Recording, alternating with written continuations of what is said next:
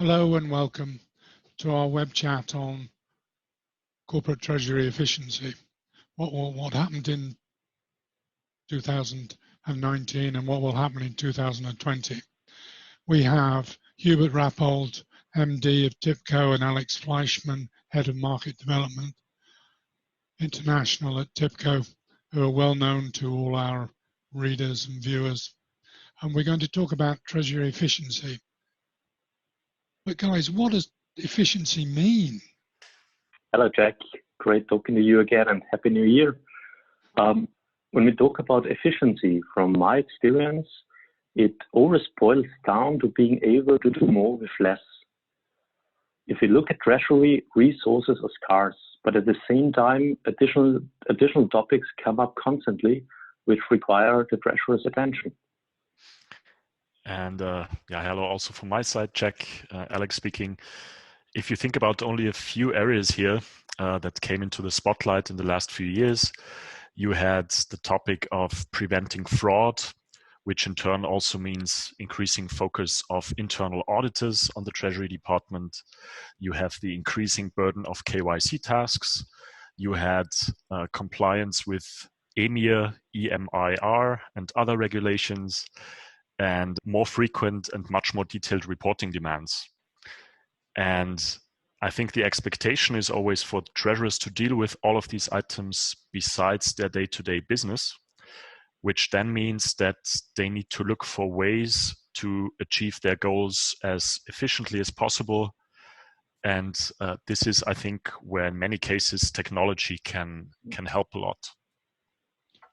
Yeah, and TIPCO would say that, and this is the essence of what you do. So if we look at 2019, and you have this phrase, hot or not, can you explain this? Because this is really quite complicated. Yeah, looking at this hot or not slide, if you look at the first item here, the first topic, blockchain, I think blockchain is one of these items that were already on all the magazine covers at the start of 2019. But I think until today, it still failed to deliver to some degree in actually solving some of the big pain points of the average treasurer. There is, of course, still some hype going on around cryptocurrencies. There are and definitely will be applications relating to smart contracts when we look at the financing space or the wider area of payments. But so far, I think it didn't really solve too many pain points. I just wanted to add on to that from a technology perspective.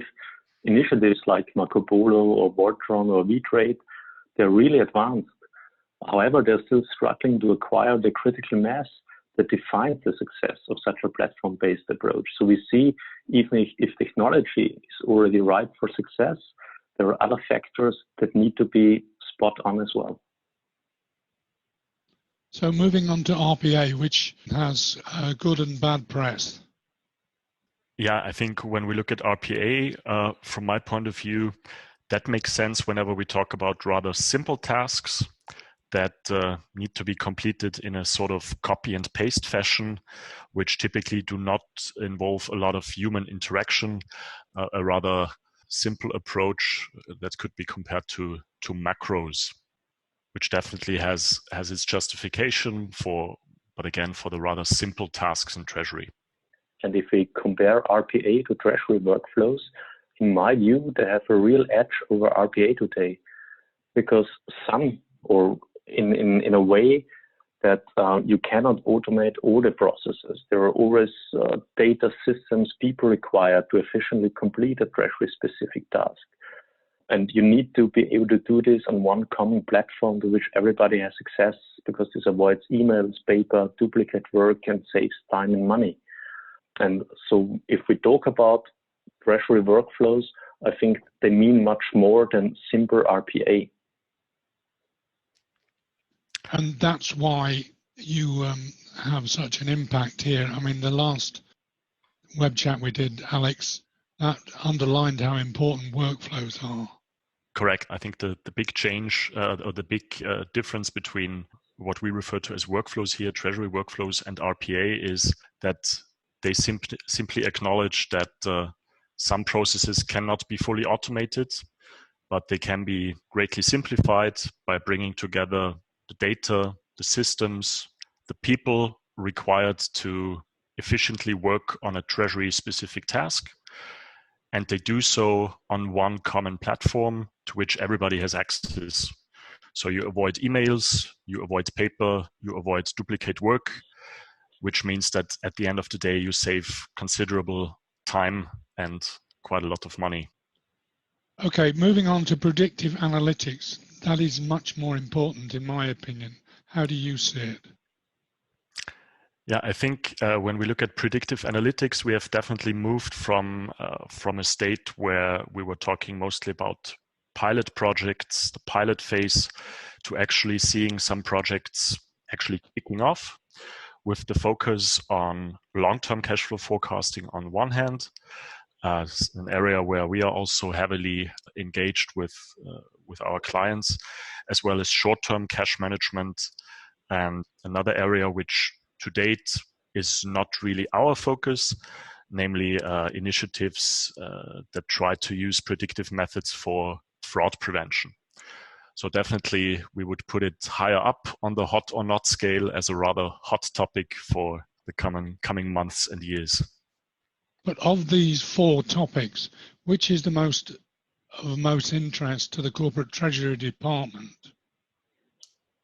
Well, depends. If the focus of the Treasury is on cash flow forecasting, the next big thing might be predictive analytics. The last 18 months have already shown that there are huge time savings to be expected with the same or even better forecasting accuracy. This approach is also a great way to run the forecast at much faster cycles, as hardly any manual intervention is needed. So treasurers might even get used to the fact that a forecast based on historic data is simply available to them on a daily basis. And only special items like investments, dividends, projects need to be planned manually on a monthly basis. To add to what Hubert just said, so that would be the case for, I would say, the typical treasurer who does not have the luxury of being very cash rich. For some colleagues out there who work for rather cash rich companies where maybe the focus is not so much on forecasting, what they may be looking at is optimizing other day-to-day processes with the help of the workflows I just mentioned, be it bank account management, or especially for project-focused corporates that are active in construction, for example, infrastructure, they may be looking at guarantee management. Now let's look at some concrete examples for 2020. Looking at some topics that we consider hot topics for now and in the future is that virtually in all of our projects, the first task is really about unifying the data that is relevant to the treasurer across the various data sources so that it can then be made available for analysis and reporting. And this is where today manual downloads and uploads and large Excel monsters still play a large role. And if you manage to get rid of these and make the systems actually talk to one another, optimally via automated interfaces or APIs, you really make a huge leap forward. That's the first bit on the top left here. Then there are many areas where smart assistants can be a valuable tool. If you think about system-generated proposals for hedging, what to hedge, when to hedge, or an assistant that highlights inconsistencies in the cash flow forecasting data, that's also a valuable addition from our experience. And then we already mentioned it before, where we really still see huge potential is in the area of automating day-to-day treasury processes via digital workflows. So at the bottom left here, basically, whenever paper or large numbers of emails are exchanged, there is still value to be gained by digitizing and automating the steps involved in a treasury process by bringing all the involved data and people together, optimally in one central tool that includes an audit trail from start to finish and includes automated connectors to all the relevant systems, upstream and downstream, and all the relevant departments. That means less manual work, less errors, and more efficiency.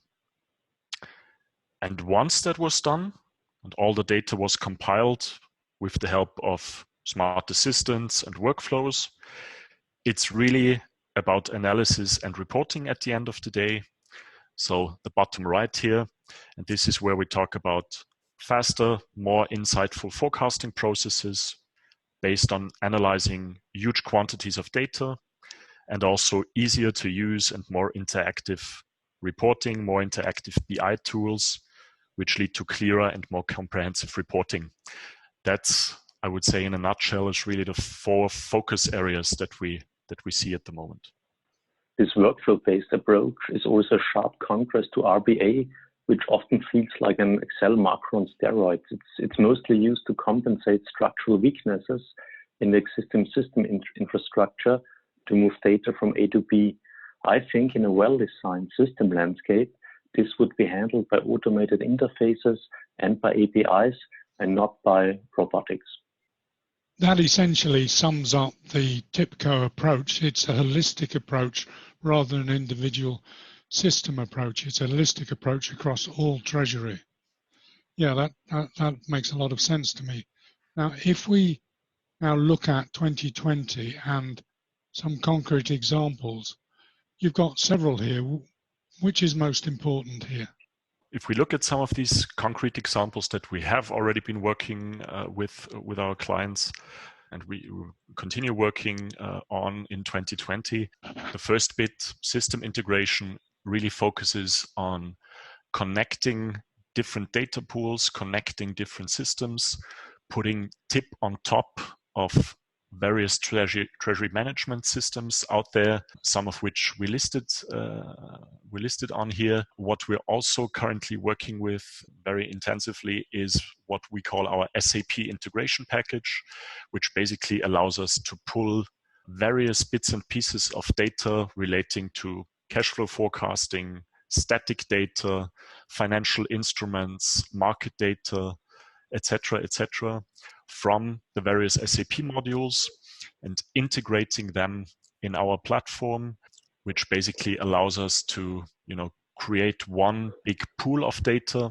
instead of various small puddles, based on which we can then offer the treasurer the various analysis, various reports, process support in various areas that he's looking for.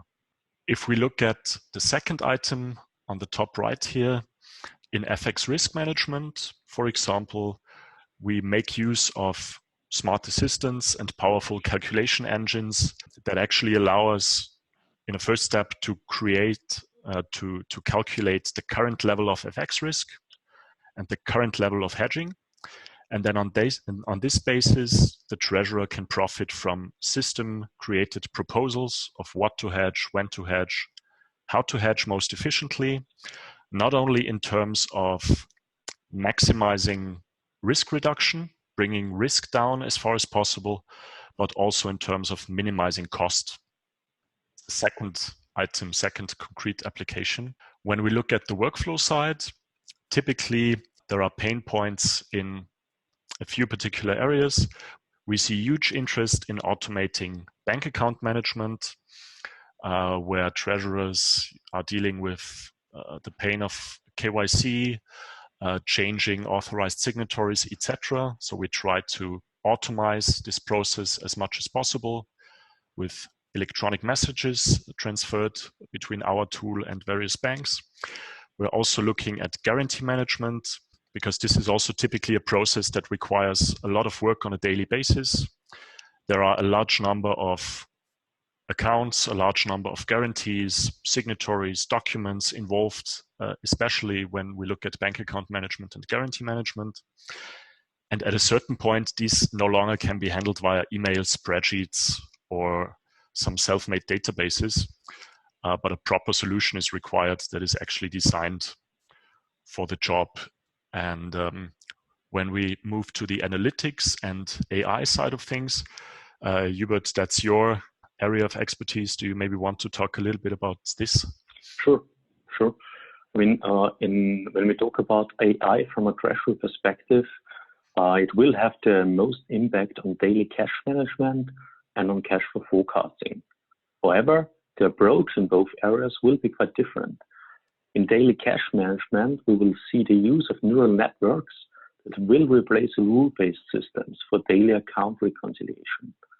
In cash flow forecasting, however, we will see a combination of pretty well-established statistical methods that have been around for ages and are now getting applied to Treasury, and also neural networks. What works best strongly depends on the quantity and the structure of the underlying data, and does require a lot of expert knowledge. It is often implied that you just throw your data at these methods and by some miracle everything will be fine. Well, that's not how it works. That is also the reason why system vendors should strive to integrate these solutions in such a way that it becomes more accessible and applicable by the end user. This was a great focus for us in 2019 and will stay at the top of the agenda also in 2020. The interesting thing about analytics is it's self-service analytics, so you can do it yourself. You don't have to keep going back to the provider like TIPCO or whoever. How easy are you making it to be self-applied analytics rather than going back to the experts? You can make it easy to certain extents. You can provide in those models external factors where the user decides if I put in this external time series or this external time series, the system will tell you how it impacts the accuracy of the forecast. That's easy. However, if you talk about parameters like the Fourier order in some profit method, then the normal end user, even if you give access to those parameters, they will not know how to use it because this does really require quite a lot of time spent in this area. So what we did in our models is that the parameters for these models, they adjust themselves. So we strongly separate between the parameters that an end user can modify and that makes sense is in his domain of work, and the parameters that are mathematical parameters very specific to certain models, and those parameters readjust themselves automatically. And for us, this was a great breakthrough that this was possible, because then at the end of the day, if a company is using those methods, they don't, as you correctly said, need to come back to us, and they only need to worry about the parameters within their domain. This is where I feel, just looking at these four areas, this is where the real new breakthroughs are going to come. I think it's something that is only just started. But if you look at these four areas from three perspectives, in terms of reducing the time taken, improving compliance, and reducing costs, which would be the most important for reducing the time taken? And then which is the most important from client compliance and from cost perspective? Depends where you're coming from. If you're currently running a forecast for 200 entities worldwide, and every employee in a local entity spends a lot of time doing the cash flow forecast. If you're able to automate this, you will save a lot of time. However, if you're a company which has 30,000 guarantees, and you do those guarantees strictly via paper, email, and fax, and you are able to automate those processes, you will also save a lot of time. So from a time-saving perspective, it really depends where you're coming from. From a cost and risk perspective, I think it's absolutely the FX risk management optimization. The projects we've done there, they were so exciting because you start up with a certain hedging strategy, you run the optimization, and then at the end of the day, you can clearly quantify how much money you saved within the same risk parameters. So I think that basically gives you the balance a little bit. Very, very interesting, really important. But there is one missing question here.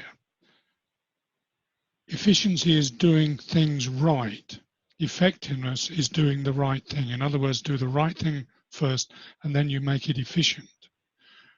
In your approach, how do you help people to be more effective rather than just efficient?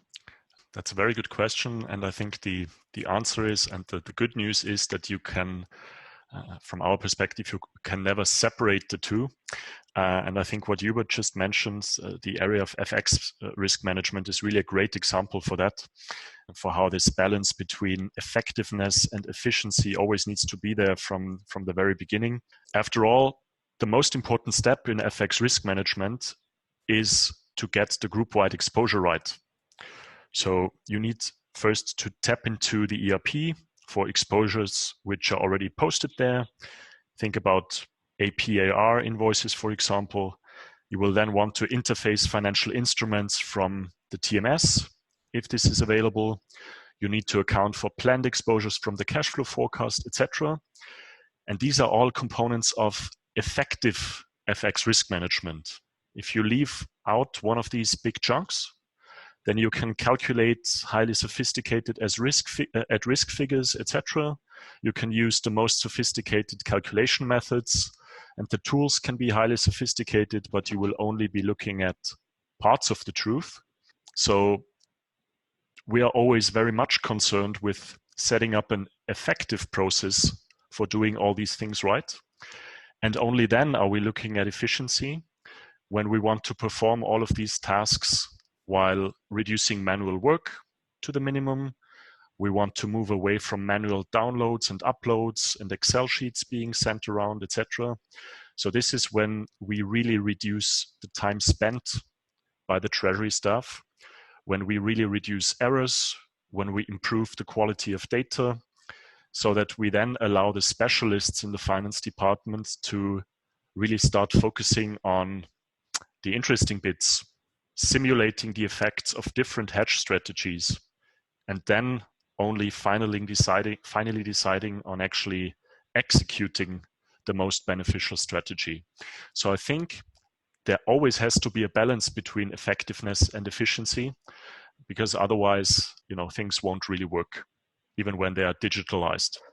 This is the perfect example for efficiency, and I think that exactly the same applies by using high quality historic actual data combined with predictive analytics to create high quality cash flow forecasting.